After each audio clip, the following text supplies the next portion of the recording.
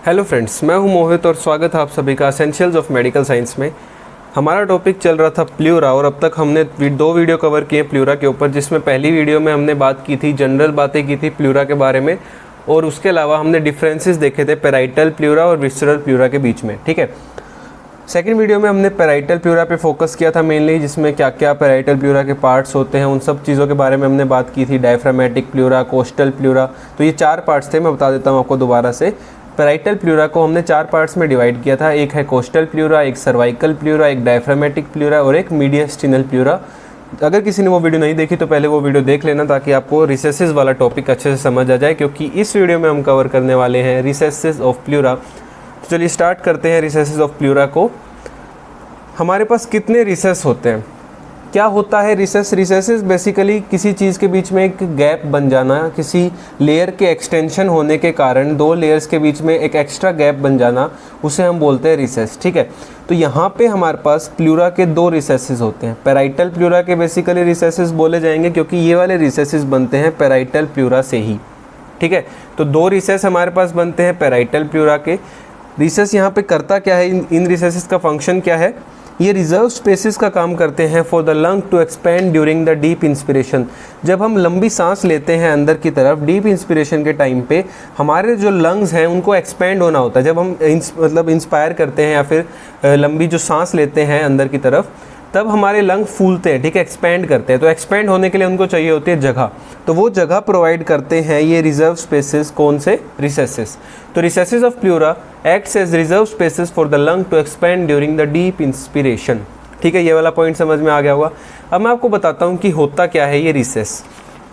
ध्यान से देखना, अभी मैं बनाने जा रहा हूँ यहाँ पे लंग। ठीक है, मान लो एक लंग मेरी ये वाली होगी, ठीक है, और एक लंग हो गई ये वाली।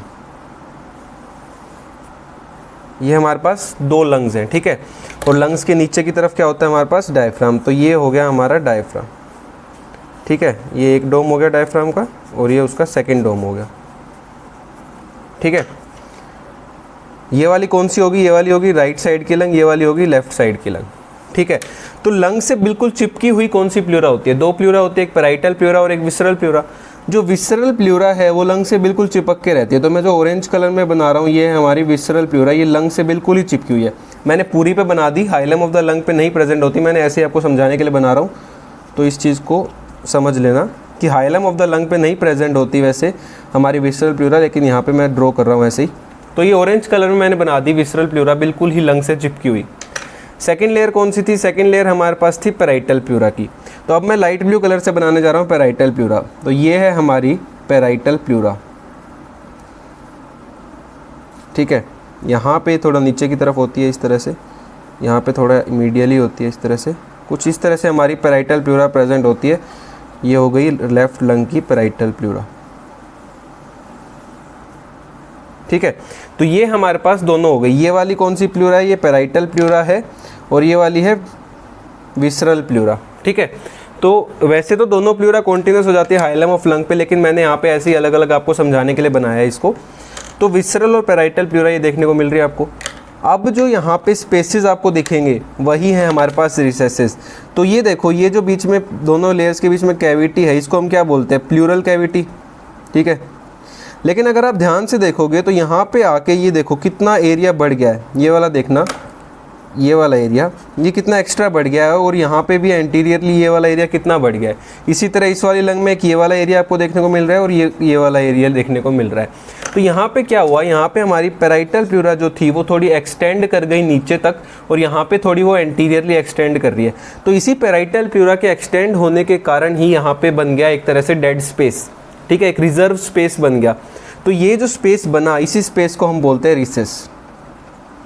ठीक है, तो एक रिसेस तो हो गई हमारे पास ये वाली, एक तो ये वाली हो गई, और दूसरी रिसेस हो गई हमारे पास ये वाली। ठीक है, अब इन दोनों रिसेसेस के नाम क्या होंगे? पहले ही समझ आ गया कि ये डेड स्पेस बन गया। जब हमारी बहुत ज़्यादा हम इंस्पायर करेंगे, डीप इंस्पिरेशन करेंगे, तो लंग एक्सपेंड करेगी, और लंग एक्सपेंड करेगी कुछ इस तरह से लंग एक्सपेंड कर जाएगी इसी डेड स्पेस के अंदर। ठीक है, तो ये रिसेसेस एक तरह से रिजर्व स्पेसेस का काम कर रहे हैं, ताकि लंग एक्सपेंड कर सके डीप इंस्पिरेशन के टाइम पे। तो अब इनके नाम की बात करें तो ये वाली पैराइटल प्ल्यूरा के इस पार्ट को क्या बोलेंगे हम? Coastal part. ये वाला पार्ट पैराइटल प्लूरा का कौन सा हो गया, कोस्टल पार्ट। नीचे वाला पार्ट कौन सा हो गया, डायफ्रामेटिक पार्ट, ठीक है, मैं डी से डिनोट कर रहा हूँ। इधर ये वाला कौन सा पार्ट हो गया पैराइटल प्लूरा का, मीडियास्टिनल पार्ट, एम से डिनोट किया। और ऊपर वाला पैराइटल प्लूरा का पार्ट हो गया सर्वाइकल पार्ट, ठीक है। इसी तरह से दूसरी लंग में होगा। तो ये वाली रिसेस किस किस पार्ट के बीच में लाई कर रही है, नंबर 1 की बात कर रहा हूँ मैं। ये रिसेस लाई कर रही है coastal part of the parietal pleura and diaphragmatic part of the parietal pleura. तो इस रिसेस का नाम क्या हो जाएगा, कोस्टोडायफ्रामेटिक रिसेस। मैं यहाँ पे CD लिख दिया। कोस्टल और डायफ्रामेटिक प्लूरा के बीच में लाई कर रही है तो कोस्टोडायफ्रामेटिक। अब सेकंड वाली की अगर हम बात करें तो सेकंड वाली किस किस के बीच में लाई कर रही है। अब आप बोलोगे ये तो डायफ्रामेटिक और मीडियास्टिनल के बीच में लाई कर रही है, लेकिन ऐसा नहीं है। जो सेकंड वाली है आपको ये 2D में दिखाई दे रहा है इसलिए नहीं समझ आ रहा।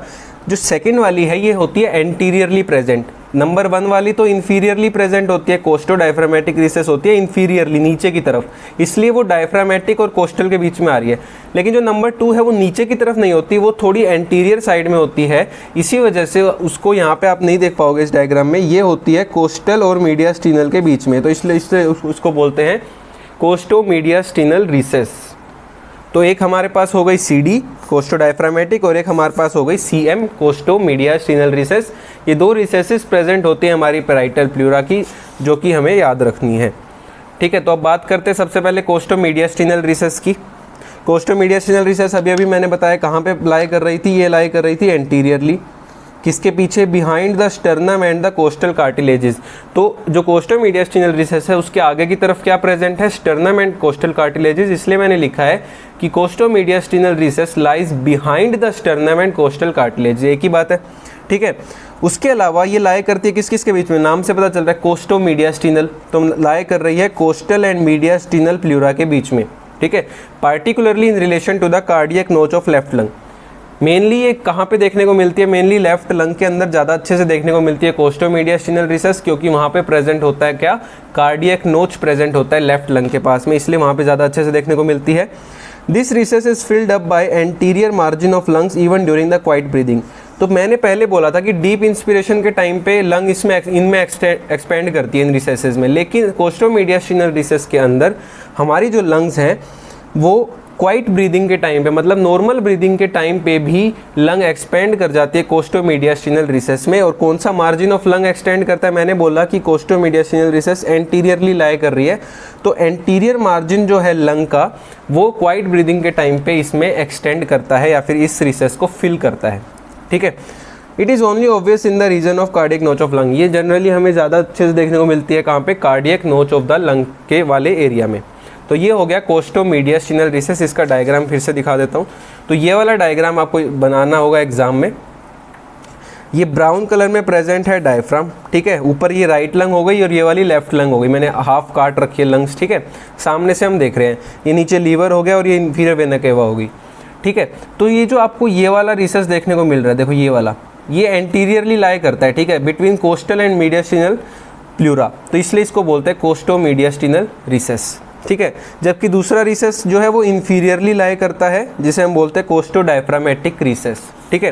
तो अब हम बात करते हैं यहाँ पे कोस्टोडायफ्रामेटिक रिसेस की। कोस्टोडायफ्रामेटिक रिसेस का दूसरा नाम होता है हमारे पास कोस्टोवर्टिब्रल रिसेस। तो कोस्टोडायफ्रामेटिक का दूसरा नाम क्या होता है, कोस्टोवर्टिब्रल रिसेस। ये लाई करता है inferiorly between the coastal and diaphragmatic pleura. किस किस के बीच में लाई कर रहा है, between the coastal and diaphragmatic pleura. वही नाम से पता चल रहा है कोस्टोडायफ्रामेटिक, मतलब कोस्टल और डायफ्रामेटिक प्लूरा के बीच में लाई कर रहा है। वर्टिकली इसकी लेंथ होती है 5 सेंटीमीटर, तो 5 सेंटीमीटर लेंथ है हमारे पास कोस्टोडायफ्रामेटिक रिसेस की। नेक्स्ट अगर हम बात करें, ये एक्सटेंड करती है फ्रॉम 8 to 10 रिब्स, ठीक है। तो 8 to 10 रिब्स से ये एक्सटेंड करती है along the mid axillary line.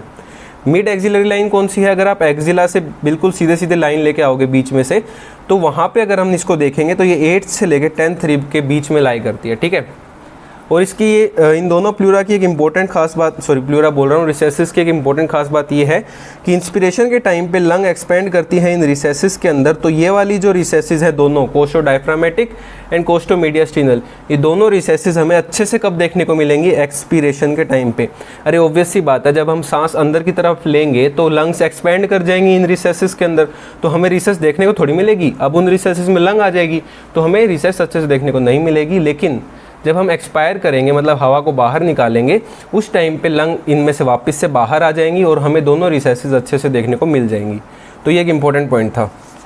अब डायग्राम में देखो, यहाँ से मिड एक्सिलरी लाइन एक तरह से देखने को मिलेगी, ठीक है। यहाँ पे मिड एक्सिलरी लाइन एक्सिला से बीच में से आएगी।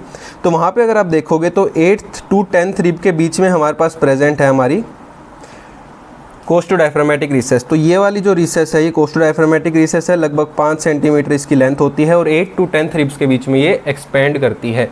तो ये हमने बात की इस वीडियो में रिसेसेस की, कोस्टोमीडियास्टिनल एंड कोस्टोडायफ्राग्मेटिक रिसेस। अगली वीडियो में बात करेंगे nerve supply, blood supply and lymphatic drainage of the pleura. तो अगर आपको वीडियो अच्छी लगी तो लाइक करना, चैनल को सब्सक्राइब करना और वीडियो को शेयर कर देना। Thank you so much for watching, bye.